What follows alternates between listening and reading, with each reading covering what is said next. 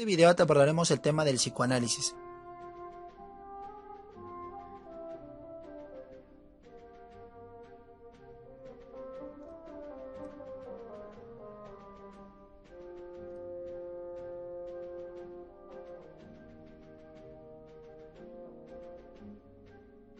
Más de 100 años de literatura en torno al psicoanálisis parece que no han sido suficientes para ponernos de acuerdo en la naturaleza epistemológica del psicoanálisis y si éste puede considerarse o no una ciencia. Nos proponemos revisar los conceptos de ciencia desde el positivismo de Popper hasta la hermenéutica de Dilthey y Ricoeur.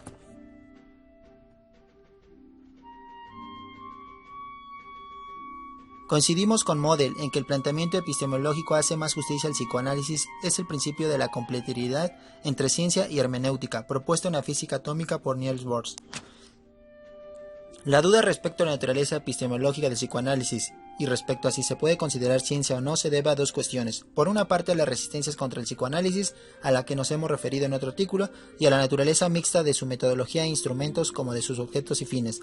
Es evidente que el psicoanálisis no se parece a otras especialidades médicas, como tampoco la psiquiatría, porque atienden otras facetas del humano y porque mucho depende del concepto de ciencia y del concepto de psicoanálisis que sean utilizadas. Por tanto, no debería extrañar que se cuestione la cientificidad del psicoanálisis, ya que tampoco muchos tienen claro que ya no está vigente el concepto positivismo de ciencia que se sostenía en época de Popper y Freud. El problema de la relación de Freud con la ciencia y la filosofía. Freud ha sido en parte responsable de esta polémica porque basando en ese positivismo en que se formó, insistió en defender el psicoanálisis era una ciencia natural, lo cual era prácticamente imposible utilizando la visión estrecha de los positivistas del Círculo de Viena. Por supuesto, Freud se percataba de que el objeto de su investigación, lo psíquico y lo inconsciente, no era típico de las ciencias de la naturaleza, pero estaba convencido de que el modo epistémico de tratar el objeto podía ser el mismo que en el de estas y rechazaba las vertientes filosóficas. Freud consideraba peligroso el intento de introducir la filosofía en el psicoanálisis, dado el desprecio del movimiento cientificista alemán hacia la filosofía y sobre todo la de Hegel. Freud fue sin duda una de las personas más influyentes dentro del desarrollo del pensamiento durante el siglo XX. Su teoría de nuestras mentes guardaban recuerdos y emociones en nuestro subconsciente, transformó la forma en que los humanos estudiaban la mente humana. Freud nació en 1856 en Freiberg, una pequeña ciudad de Moravia, integrada entonces en el Imperio Austrohúngaro. En la Facultad de Medicina hubo que aguantar las risas y los insultos de sus compañeros a causa de su origen judío, unas experiencias juveniles que lo fortalecerán y enseñarán a formar parte de los marginados y siempre criticados. Con ellas se preparó para resistir el escándalo y rechazo que sus teorías desencadenarán en la conservadora sociedad vienesa. El origen del psicoanálisis se remonta en tiempos de Charcot, en Francia a finales del siglo XVIII. Ya que la hipnosis fue un caso necesario para su nacimiento, comenzó con las pacientes llamadas histéricas, que presentaban diversos síntomas como cegueras o parálisis. Joseph Breuer puede ser en cierta medida considerado como el abuelo del psicoanálisis.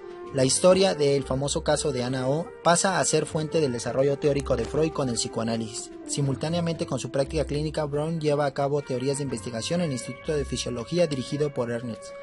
La relación entre Freud y Breuer fue bastante característica de los vínculos de Freud. Establecería en esos años e incluso más tarde con su mezcla de dependencia, la admiración y la competencia. Breuer era amigo de Freud desde hace 12 años y en 1882 Breuer le habló de un caso de histeria al cual Charcot no mostró interés, pero Freud a su regreso a Viena, ampliamente interesado por el caso de Anna O, pidió más información a su amigo, persuadiéndolo de colaborar con él en lo que sería su ópera prima común, Estudios sobre la histeria. Durante este tiempo Freud utilizaba la hipnosis y la sugestión como medios terapéuticos. En 1889 Freud se enteró de que Nancy, Breuer y Levin utilizaban la sugestión con o sin hipnosis, algo que él no había aprendido con Charcot, y en este mismo verano hizo un viaje de prácticas durante algunas semanas en Nancy. A partir de las observaciones clínicas de Freud en el comportamiento humano, la palabra fue cobrando importancia y un nuevo lugar dentro del conocimiento humano valedero tanto en lo teórico como en la práctica clínica en el trabajo con pacientes.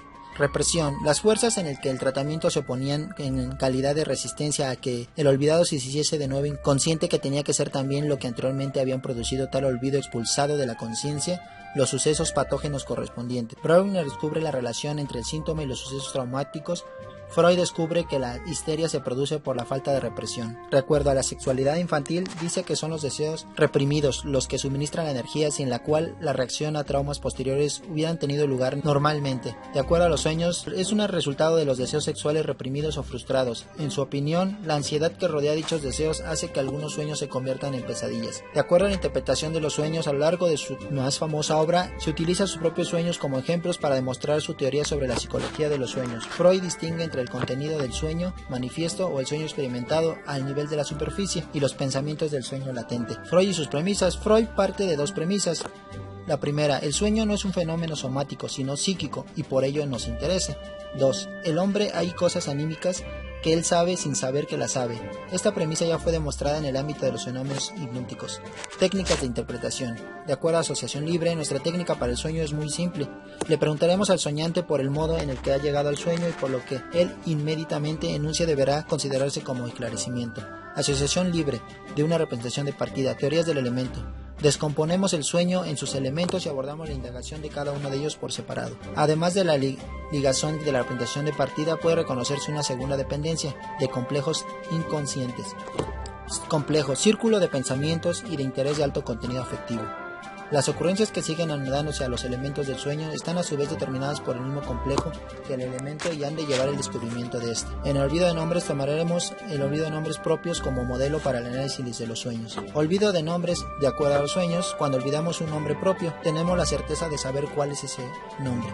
En los sueños, esa certeza se pudo alcanzar por el desvío de los experimentos con hipnosis. En el nombre olvidado no es inaccesible y a su lugar aparecen nombres sustitutivos que rechazamos inmediatamente. Técnica de interpretación. Podemos suponer que las asociaciones sobre este elemento onírico están determinadas tanto por el último cuanto por el genuino inconsciente que le corresponde. 4 consideraciones a partir del psicoanálisis de Freud, freudiano para la enseñanza de la psicología. En primer lugar, la relación que tuvo el psicoanálisis freudiano con el contexto en un momento histórico resulta interesante y adicionador. Encontraremos en textos como Psicología de las masas y El análisis del yo de 1921. En estos 3 trabajos en particular, Freud confronta las condiciones de la naturaleza del psiquismo humano con los imaginarios colectivos que se valoran en su época. En segundo lugar, estos textos de la autoría de Freud como Proyecto de una psicología para neurólogos de 1895, La interpretación de los sueños de 1990, son excelentes testimonios del psicoanálisis. Estos textos dejan muy claro que el compromiso de Freud no estaba vinculado a un método, sino a la reflexión rigurosa y crítica de la construcción del mismo. En tercer lugar, el trabajo documentado de los textos propios de la teoría psicoanalítica, escritos por Freud y en concreto en texto como 3 ensayos para una teoría sexual de 1905 y El yo y el ello. En este sentido, el psicoanálisis freudiano asume replanteamiento y problematización. En cuarto y último lugar, Freud no dejó a un lado la preocupación de ontología de la aplicación del método psicoanalítico y sobre todo el contexto clínico. La ética del psicoanálisis no solo es un tema ampliamente desarrollado de estudiosos postfreudianos, sino también una exigencia contundente en la práctica del psicoanálisis.